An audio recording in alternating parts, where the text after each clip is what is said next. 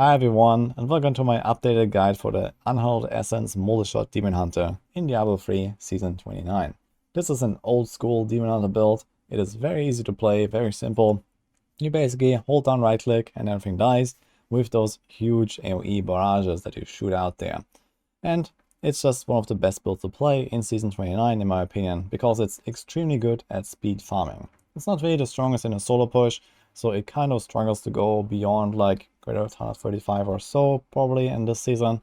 However, when you are farming, this is superb because you hit the entire screen, you can add in a lot of movement speed, and you just blast through those low greater rifts, blast through the 16. And if you are not really interested in playing a God Demon Hunter, for example, this is definitely the way to go. When you speed farm with this build in lower greater rifts like greater rift 90s, you can effectively one-shot everything on your path. As you can see here, this is how it looks like, and this is how you're going to gear up extremely quickly in Season 29.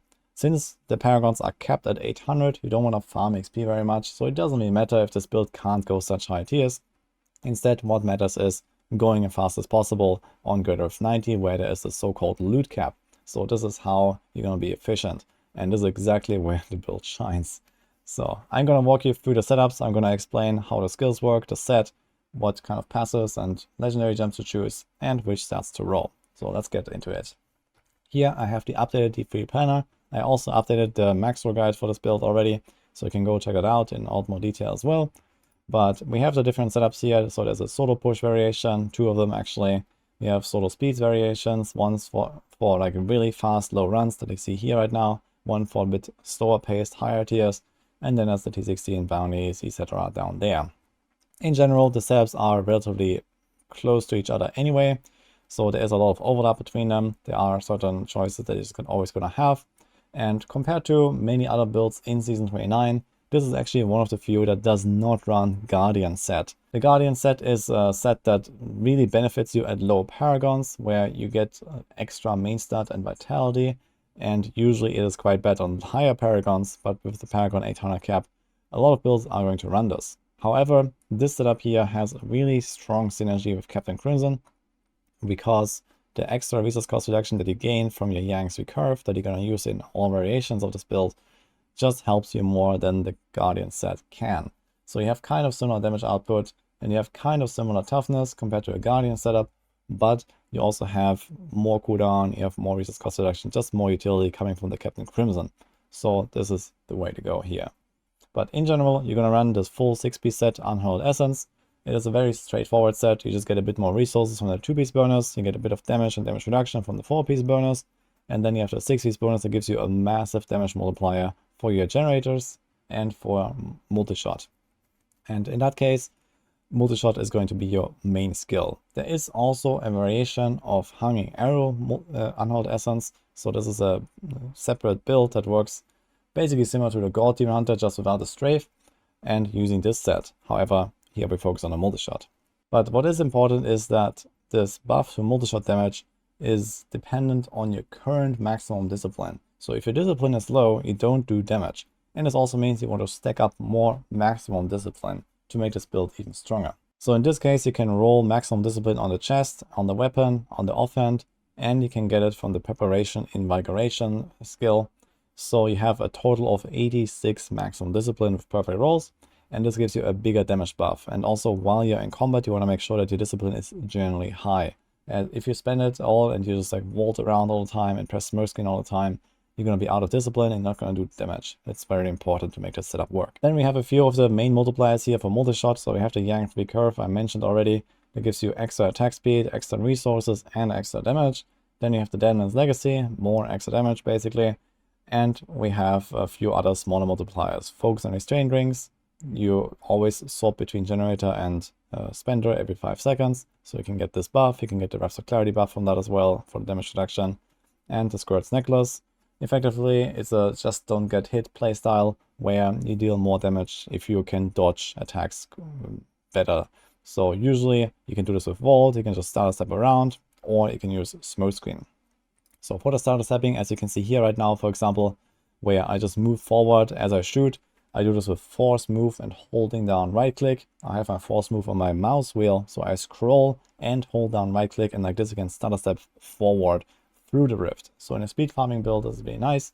However, in pushing, you usually have to like dodge around and you can't just go forward because enemies live too long. So you have to do this like to the side, basically. You want to sidestep and stutter step around a little bit just to dodge the incoming projectiles. And like this, you can keep up your Squirt's Necklace and your life, of course. There are other few supporting items here in the setup. So we have the Dawn for the Permanent Vengeance. If you have a Dawn and 37% cooldown reduction, you have Permanent Vengeance. And that's quite easy to reach with a Captain Crimson in the build, maybe a diamond in your helm or so, but you don't even need it in some setups. So here the enchanters can give you some cooldown. You can get cooldown from the shoulder, etc. It's quite easy. And we have the Visage Dragoons, at least in a solo push variant. This allows you to get 2 runes for Vengeance. One is the 10 hatred per second, so you can just fire multi-shots all the time. And the other one is Dark Heart, it gives you 50% damage reduction. In solo speed variants, this is a bit different. So you don't really need like the damage reduction there, for example. So here I put a Pride's Fall, so you have even more resource cost reduction. And I also have an Echoing Fury here. And like this, you shoot way faster, you run a bit faster, you can spam your smurf screen, you can even put in Shadow Glide for even more movement speed. And you can just like, rush through those low greater rifts like this. And you're like going at the speed of light, basically. In fact, you can even almost outrun a God Demon Hunter in some cases. And lastly, we have the Ring for a Grandeur here, so that we can combine the 2 different sets. So you have the Crimson and the UE set here.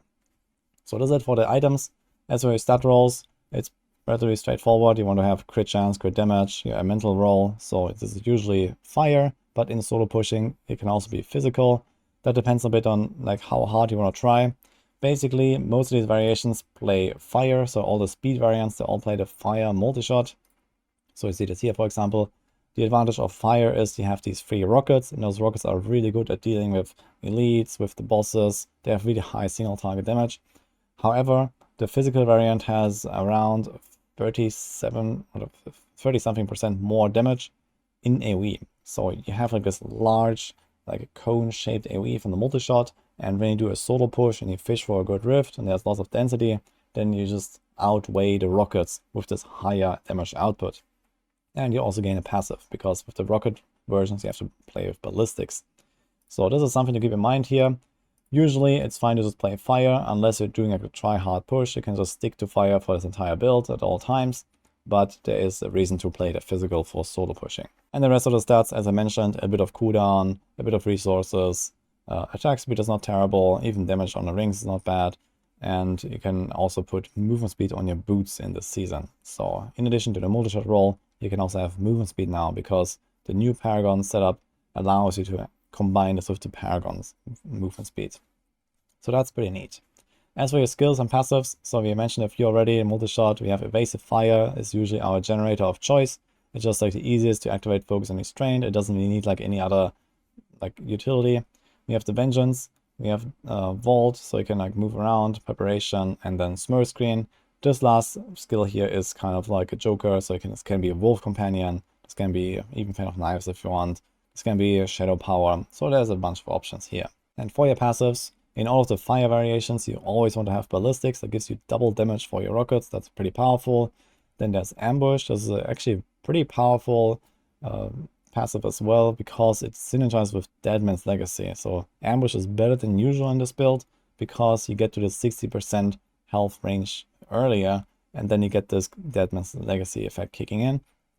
And then there's Call the Weak and Thrill of the Hunt. So with Thrill of the Hunt, you can slow enemies with your multi-shots. This triggers Call the Weak, this also triggers the Bane of the Trapped. And like this, you have like another few really strong damage multipliers. In speedruns, like really fast runs, you don't really need so much damage. So if you just do greater of 90s, you can actually drop a few of these passives. You can go full speed, as you can see here. Tactical Advantage for sure. Blood Vengeance is really nice. And then there's also Hot Pursuit if you want to go really squeeze out all the movement speed you can. But it is a pretty costly choice here. Something like Ambush is like a much more powerful offensive choice. But if you can easily do those greater of 90s, I would suggest Hot Pursuit. And you can keep the Thrill of the Hunt here for the slow synergy, even without Call the Weak. The other legendary gems here are Bane of the Powerful and Zaze. Zaze is basically always included, powerful only for speedruns. You can also do a defensive choice here, for example Molten Wildebeest, that allows you to get the shield and protect your Squirt's Necklace. And in pushing, you want to have the Benefit Stricken there. But the other two gems don't really change, outside of like T60, where you go boost the Hoarder or something like that. Outside of that, one variation I want to highlight is the Endless Walk setup as well. So if you're not really a big fan of like stutter stepping, dodging around all the time and all that, there's also the Endless Walk build here for pushing at least. You can play this and you can run Endless Walk and Convention of Elements instead of focusing Restraint and Squirt's Necklace. So the advantage here is you don't have to move around very much and you don't have to worry about your Squirt's Necklace dropping and you don't have to like try hard. But on the other hand, you have to stand still to deal good damage, and you have to play around the Convention of Elements cycle to really be effective. So like this, you have to pay attention to when your cycle is coming up and then try to nuke around at that time, and then maybe try to gather enemies, you know, outside of that cycle so that you can nuke again. And you also need to like stand still and actually tank enemies. So this is not always possible, and in some cases you might just get, you know, swarmed and blasted by elites way too much. So this setup is not really the tankiest. But either way, it works. And then for the gameplay, I have already described it at the start. Very straightforward. You just shoot multi-shots everywhere. Make sure that every 5 seconds you activate your buffs, the Webs of Clarity and Focus on Restraint with a generator cast. Don't run out of discipline. And also, in some situations, you may lose your 4-piece bonus of Unhallowed Essence, where you need to have a certain distance to enemies. So you can see this buff here on the bar. It usually resets all the time, but sometimes when there's enemies around you, it can tick down. And if it drops, you take a lot more damage, you deal a lot less damage. So you want to make sure that at least once every few seconds, you kind of like vault away from a pack if you're getting swarmed, so that you get this buff like up again. Otherwise, you might just die when it drops. So this is like the only real difficult part to be aware of, at least in a solo push. In speed farming, that shouldn't really matter because usually the fights are short enough that this doesn't drop. Now, last but not least, let's jump into the Paragon setup for Season 29. So in Season 29, you can assign 200 points into each of the stats, up to 800 total. So this looks like this. And you can put the movement speed here and combine this with the boots, as I mentioned. So you get a bit more movement speed. That's kind of nice. For the offensive category, you could put into cooldown a little bit, early on at least. That allows you to get a Perma Vengeance, maybe when you don't have the right items yet. And then later on, you want to have a setup like this here. So you just want to try to like even out your crit chance and crit damage as much as possible. It's the best at like roughly a 1 to 10 ratio, as you can see here. So depending on the stat rolls, you're going to go for mostly crit damage and then a bit of crit chance. Defensively, there's armor and all resistance, so you just don't really invest into life. If you invest into life, you also drop your recovery, and it's gonna maybe end up like plus minus the same toughness. So usually try to like even this out a little bit, depending on the items that you have, depending on how much augments you have, etc. You can play around with this to min-max this a bit, but around 100 is the best distribution here. And we have area damage in utility. So 200% area damage is pretty huge for this, especially if you want to go for like a big solo push and you have large density. You're going to notice that the AoE pack's going to melt. This is like really a strong novelty here in Season 29. For speed variants, you don't need that much area damage or even any area damage. So if you go to these greater of 90s, for example, maybe just having like 1 or 2 rolls like on the shoulder or so is just fine to get like any, you know, small area damage value. And you can go real ham on like resource cost reduction, globe radius, and otherwise you keep the stuff the same here. And also in T16 you can go even more with globe radius. So you can sort this around a little bit if you want, depending on what kind of content you're doing. But this is the setup. And that also concludes this guide here. So I wish you good luck in Season 29. I think it's going to be really fun. And Multishot is definitely going to be a build that I also want to play a bit when I make my Demon Hunter. So stay tuned for that. Hope you enjoyed it. Wish you good luck. And see you guys next time.